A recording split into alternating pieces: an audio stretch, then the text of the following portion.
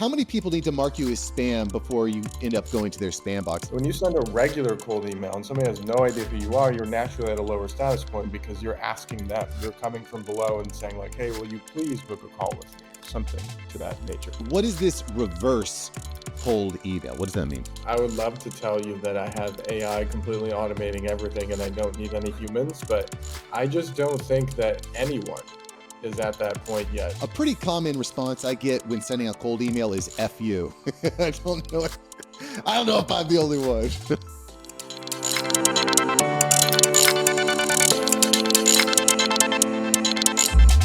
All right, boys and girls, dogs and cats, ladies and gentlemen, we got Troy Ericson in the house. If anybody knows cold email and email marketing, how to drive sales through email, it's my man Troy here. So Troy, what's up? Welcome to the show. Hey, what's up, Mark? Thanks. Good to see you again. Yeah, you too, brother. I learned a lot from you last time you came on the show, and I plan on learning a lot more this time when you come on the show. So it sounds like what you're really excited, interested in right now is cold email, which is basically sending emails to people who had never heard from you and turning them into sales, right? Yeah, 100%. So last time we chatted, it was all about warm email. So a little bit of context because a lot has happened since then, right? So I own a company called Email Paramedic. For the longest time, we've done just warm email. So basically that means work with bigger companies. They already have an email list of opt-ins or customers, and we send personalized marketing emails to that warm audience of people that already know them to get them to book calls or buy products or whatever the call to action is, right?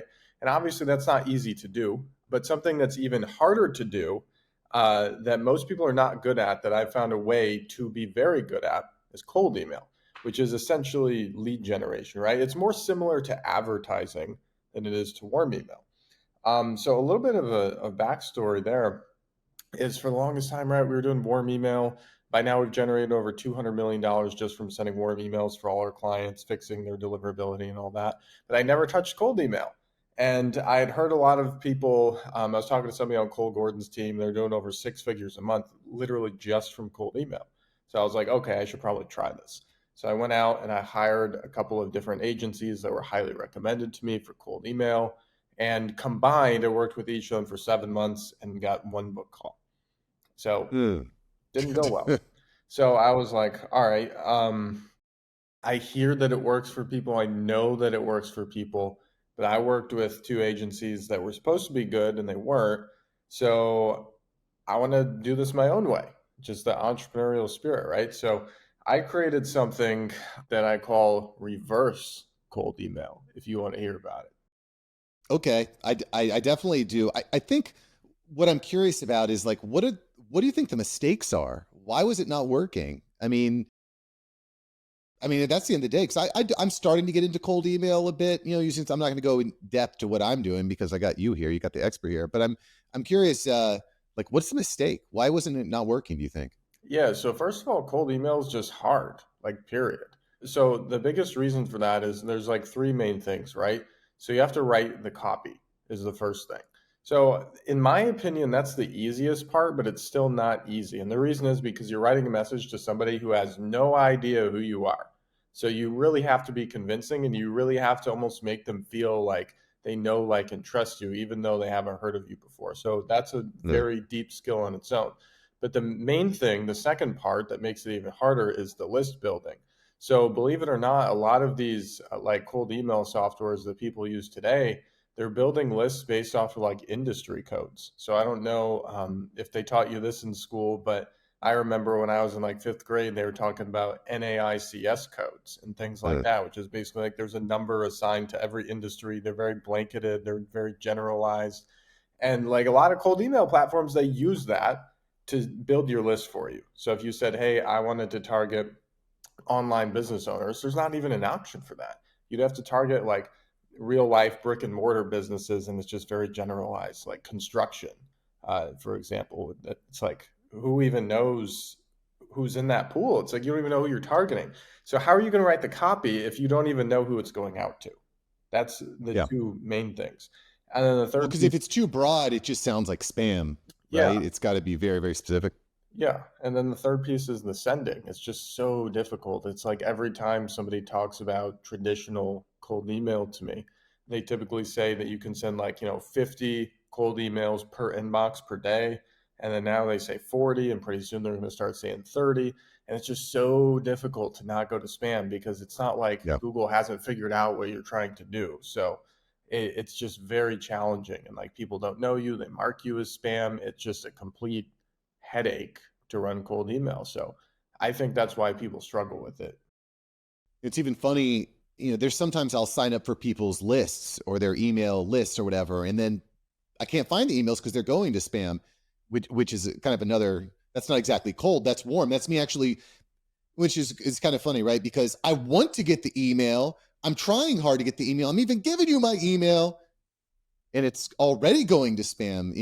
And to your point, like what's the spam? How many people need to mark you as spam before you end up going to their spam box? Something like 0.03% or something ridiculous like that. Yeah, 0.3%. Since we last chatted, Google got even stricter, right? So back in February 2024, they released a new update, which has been gradually rolled out this year, basically making it very difficult for you to ever hit an inbox. Because now it's like, previously it's like if you were over 0.3%, it wasn't great, but you could still function. But now it's like if you're over that, it's a spam sentence, and you have to make sure you have SPF, DKIM, DMARC set up properly. Otherwise, you're going to have major issues. And there were a lot of people this year that we've helped out of the spam folder because they're dealing with these issues, and that's warm email. I can't even imagine all the people that have been doing traditional cold email and then like rolled through February thinking that everything was fine, and now it's not. And the hardest part about that is, like I mentioned, you can only do about 40 cold sends per inbox per day. And that means that if you want to actually scale the campaign, you have to have like dozens or hundreds of inboxes you're managing, that doesn't sound fun to me. No, it sucks. It sucks. As someone who's diving into it, it sucks. It's not fun. So we've got the email paramedic, email marketer, emailmarketing.com expert in the house. So Troy, tell me, what is this reverse cold email? What does that mean? Yeah. So first off, thank you. I forgot to mention we're rebranding from Email Paramedic to emailmarketing.com, which is pretty awesome. Super stoked. Took a long time to get that domain. But anyway, over at cold.emailmarketing.com is where we're going to talk about reverse cold email, which, so here's the thought process. I explained how difficult cold email is. So about a year ago, I started brainstorming how I could do this, and this has slowly turned into a software and a done for you service all in one. So basically, instead of me trying to reach out to a whole bunch of random people who have no idea who I am, I don't know if I'm actually contacting the right business or the right person, there's all these spam complaints. I was like, hold on a second. What has really worked for me in my business to close clients since I started in 2019, 2020? And I thought, okay, the best thing that I ever did to close a client is find somebody with a problem. It could be any kind of problem. It could be maybe their emails are going to spam. Maybe I'm in their funnel and I see something wrong with it. Maybe their ad copy doesn't really make sense. What I would do is I would just record a quick Loom video for that person and send it to them and say, hey, I see this problem. Here's how I would fix it. Oh, and by the way, if you want my help, here's my calendar link. And I'll close clients like that. So I thought, how could I replicate this at scale with cold email? So what I did is I started opting in for people's email lists. So like I would, go to their website, opt in for their list, and get the first email from them, and then I would just reply to that email because I know that I'm going to get somebody, especially if it's like a coaching business, I'm going to get somebody who's pretty high up in that company to read the message in a setting where they normally don't get a lot of messages like that, right? So I'm not hitting them with a random cold email that they just instantly delete. I'm not sending them a Facebook or Instagram DM because I get hundreds of those, and those all go to spam now too. I'm just going to reply to their email. So what I did is I found that would work really, really well. I closed 23K in the first 2 weeks of me and a VA doing this. So I went out and I built an entire software, and it works like this. You tell it who you want to target. So let's say you're targeting coaches and consultants. So a lot of those people use ClickFunnels. So I can pull a list of everybody who uses ClickFunnels. So this isn't some random code, some random industry. I don't know who's in it. It's not that. It's literally every business that uses ClickFunnels. I can target them. So what I do is I put that into the software, and it goes and it visits all those websites and opts in for their email list. And then when they send us the welcome email, we reply to it with a pitch. So for example, if I was going to help coaches, with their funnel, I could reply to the email and say, hey, just joined your email list today, saw your funnel. It's a pretty cool offer. However, I noticed there's a couple of things with it that could be better to improve your results. And you could mention a couple of things that are commonly wrong with funnels. And then you invite them to get on a call. Or you could send them a Loom video, something of that effect. So that works exponentially better. And by the way, two more quick notes on that is normally when you set up a cold email campaign, you have to wait 2-3 weeks for it to warm up. With this, there's no warm up time. I can start sending today.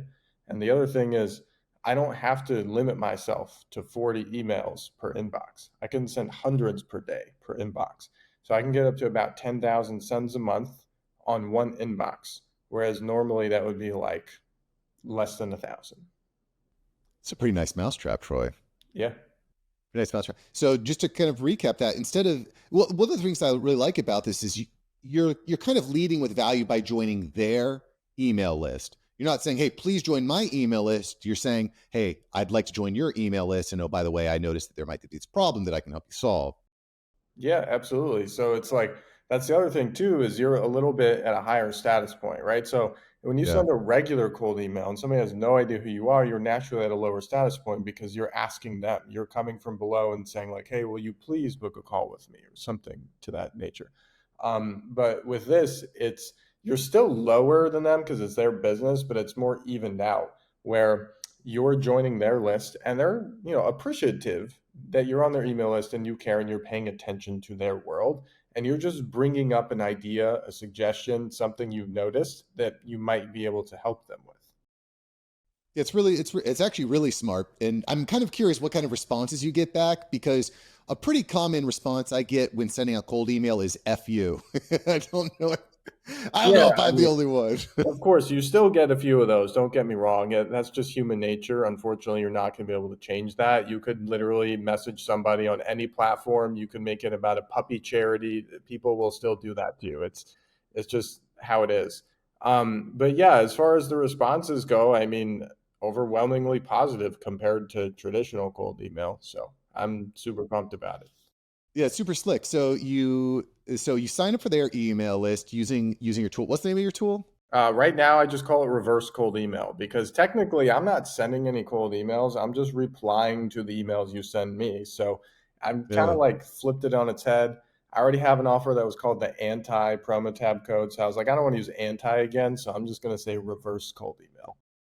No, it makes sense too. So, all right, so this is really cool. I haven't heard this. This is one of the reasons I love having this podcast. I get to hear like the coolest new ideas that are being used up. So someone books a call with you, and then all of a sudden now they're in your warm email funnel. At that point, you're either closing them or you're nurturing them, right? Yeah, 100%. So, cold email, my method or any other method is a little bit less about building your list. It's more just about like generating calls because you're just never going to do enough volume to like build a sizable email list from sending cold emails. But you can generate, solid like quality 5 to 10 calls a month, even at the low volume, when you're starting out. So, it's all about that. And like, that's what people need at the beginning of their business. That's what even big companies do, except they do it way more at scale is they just want to generate appointments. Yeah, generate appointments, get on the call with the sales team, and the other thing I think that's important that I think a lot about when it comes to funnel building is before. And by the way, big mistake I think that other people make when they reach out to me is before I get on a call, I kind of want to know why I'm getting on a call. Like, Yeah. what is this appointment about? But at the same time, so what are your thoughts on that, Troy? Like, how clear do you want to be on the front end? So I get the cold email, or I get the email that I signed up for. I respond back. It sounds like it's very important that you're very clear on exactly why you want to get on a call, right? It's not like a, hey, let's chat for coffee type of thing. It's, hey, you've got a specific problem. I have a specific solution. Let's talk about it. Yeah, for sure. So when somebody replies back to the cold email, that's when we take a little bit deeper look into things and see like, okay, can we actually help? And if we do believe that we can help, then we, reply back with a few extra details. We send them the calendar link, And obviously the calendar link has qualification questions on it. And we, specify in the email, we make it really obvious that it's a sales call, right?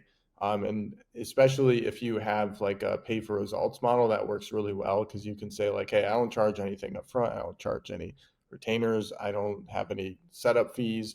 You can say stuff like that. And then they know that like, okay, this is a pay on performance deal and they're not booking the call just to chit chat. What are your thoughts on, so as I'm sure as you scale this up, you're getting more and more emails back. Are you yourself or do your team, do you have humans responding? Do you have an AI bot that's processing all the responses back? How do you see AI playing a part in this cold email process? Yeah, that's a good question. I would love to tell you that I have AI completely automating everything and I don't need any humans, but I just don't think that anyone is at that point yet where they could fully trust it. I mean, like, there's a few exceptions, a few companies that are possibly doing that, but like, especially early on, you just have to get data, you have to get objections, you have to have somebody in there seeing what people are saying because we're always adjusting the campaigns, right? I'm not saying that my method works 100% of the time with like no effort. It's you really have to see the feedback that you're getting. Like either you're getting no responses or you're getting really good responses or you're getting somewhere in the middle where people are replying but they have objections. So you have to have somebody in there taking note of those things, answering those objections and making notes so you can always improve the messaging. Yeah. I mean, AI is at a point now where it can kind of identify calls to action, objections, key moments. I'm using different tools for Zoom, like Zoom Assistant, and it's pretty accurate in identifying that.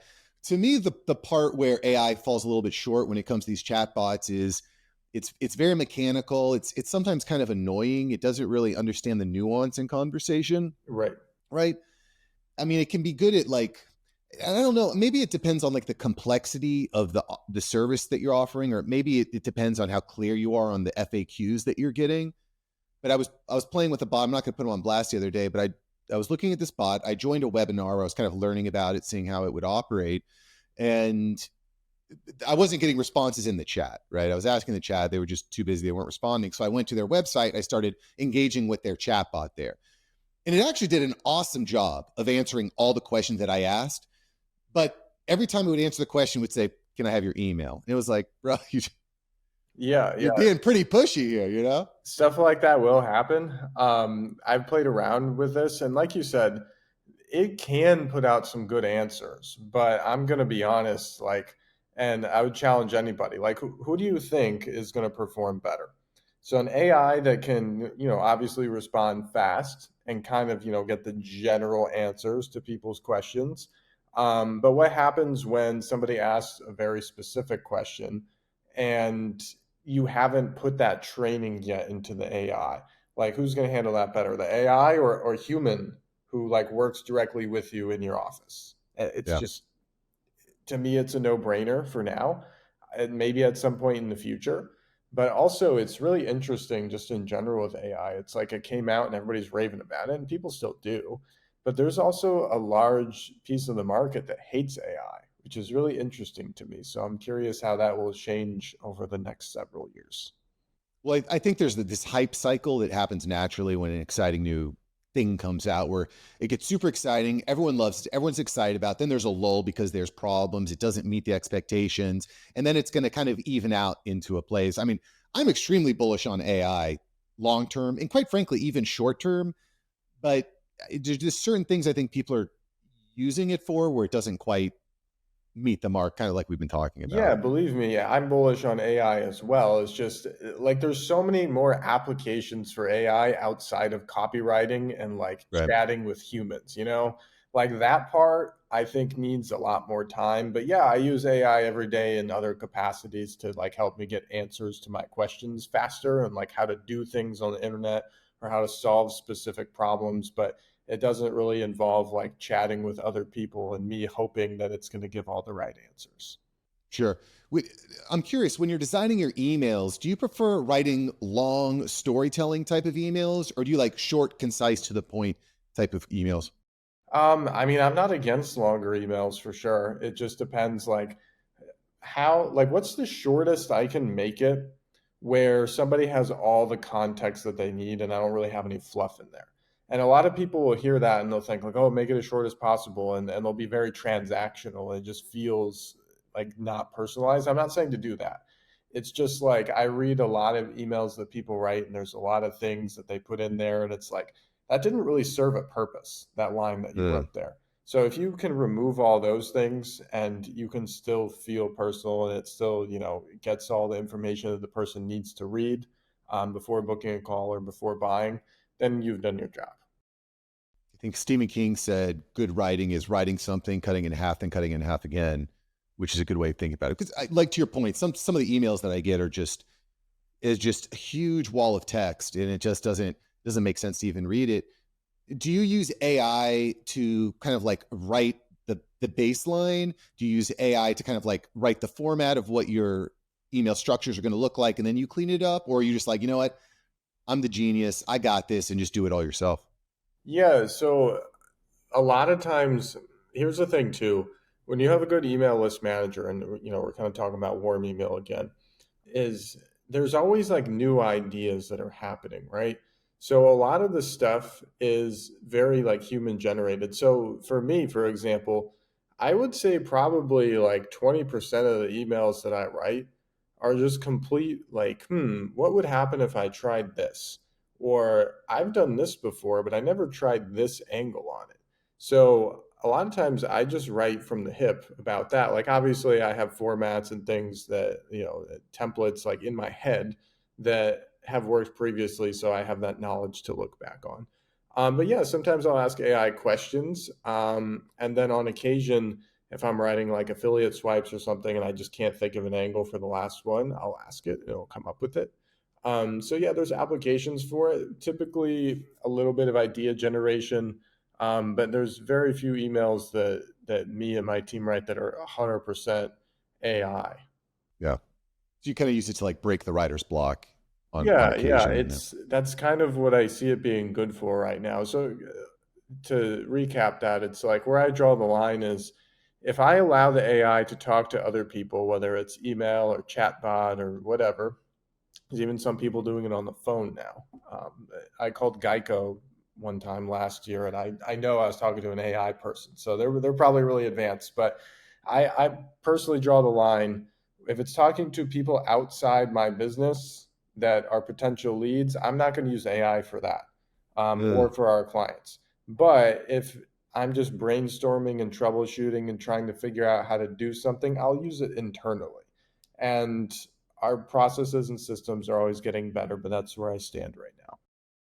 Yeah, as of July 30th, 2024. I'm kind of at the same place, Troy. Same place. It's unbelievably empowering to me and my team. And like I used AI to screen new team member applications. I set it up so that they would answer survey questions, and then AI would rate the levels of their answers to the questions based on some criteria I was looking for. And it would give each potential team member a ranking from 1 to 10. And anybody that was lower than a 7, I didn't even look at. And it just helped me to eliminate, 80% of the applications, which was pretty cool. It just saved me a bunch of time there. Yeah, But sure. yeah, I don't know if I fully trust it to give it the reins to kind of just run with building everything out. I have one more question here for you, Troy, which I think is a good one. And by the way, y'all, you definitely want to get more Troy at emailmarketing.com. That's e-mail. So make sure don't forget the dash between E and M. That's e-mailmarketing.com, emailmarketing.com. It's where you can get more Troy.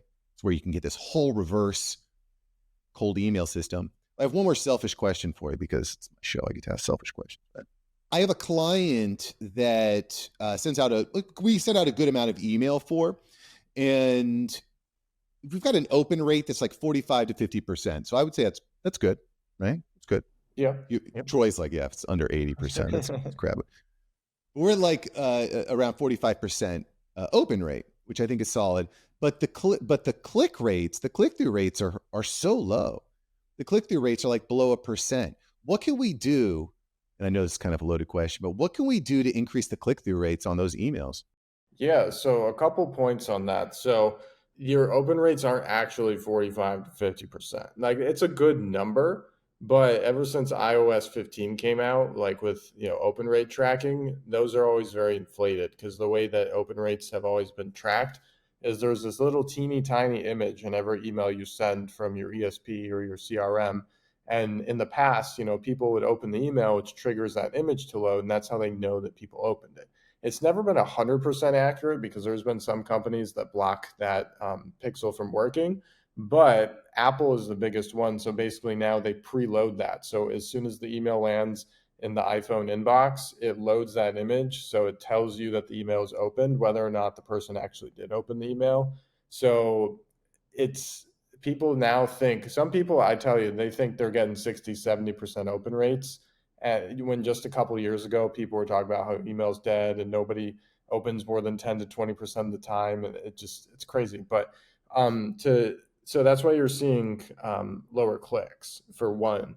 The other Mm. thing you can do just in general to improve that number is whatever the topic of the email is, obviously, like the subject line, the body, and the link, those need to match as closely as possible. And typically, the things that you pitch people on should be generally similar to the thing and the reason why they joined your list in the first place. So if they joined your list for reason A, and your subject line has reason B, and the body is about reason C, and the link is reason D, or any combination where it's not A, it's going to be a little bit lower.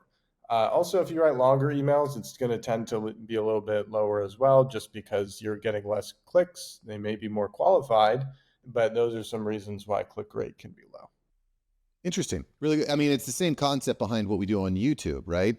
Thumbnail, title, description, first sentence of the video, everything needs to be aligned. If one Yeah, part of that is offline, it creates like this cognitive yeah, dissonance in the totally. viewer.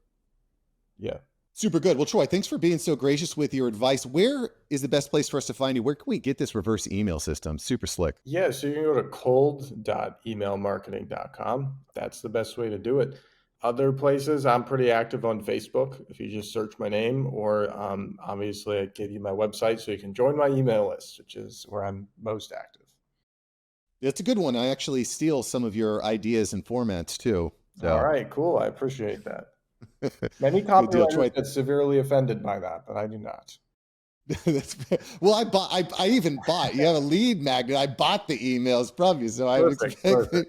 perfect, perfect. I don't. I go around the right way, but I do think that is what one of the things great marketers do is they reverse engineer. They say, hey, Oh what's yeah, the best doing, and then they join the funnel and they kind of go through it. You just took it a step further. You started engaging with the people in their funnels and turning them into clients. That's really smart. Really thank you. smart. Yeah, personally, I believe this is the next big thing. I really do. So I'm excited about it. Works really well for B2B, works really well for targeting online businesses. If you're in either of those categories, it's going to work. I'll tell you, this is my ear's pretty low to the ground on this stuff. This is the first time I've heard this strategy, and it just It's very patent it's very pending, man. No, nobody else is doing this. yeah. And I mean that's I think where you get the big wins is when you're first to market. Yeah. You know, So it's been it's crazy. It takes a lot of time. It's been somewhat of a stressful year developing a software because it is not like a. Sometimes I say software and people are like, oh, a GHL white label. I'm like, no, no, this is like an actual software, and it's not like a Chat GPT plugin. Like it's an actual software. It takes time to develop. It takes time to get it right. It takes time to get results, and like we're coming around like the the last corner of the race here toward the finish line, and it's like very refreshing, and people are doing good. Our beta clients. So dig it. Well, I'm stoked to dive into it a little bit more myself. And Troy, thanks for joining the show all today. right, thank you, Mark. I appreciate it.